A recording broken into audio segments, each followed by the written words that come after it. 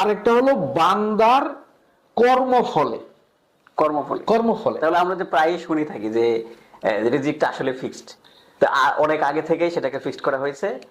এখানে বান্দার কর্মফলের উপর যদি কেউ বিশ্বাস করে, সেখানে ঈমানের একটা বিষয় আসে। এই কথাটা ভুল, এবং যিনি যদি এইভাবে কেউ বিশ্বাস করে তাহলে সে কোরআনকে বোঝার ক্ষেত্রে হয়তো তার কোথাও অস্পষ্টতা আছে। আচ্ছা, প্রথম কথা হলো, দেখুন, সাদকা করলে কি হয়, বিপদ চলে যায়।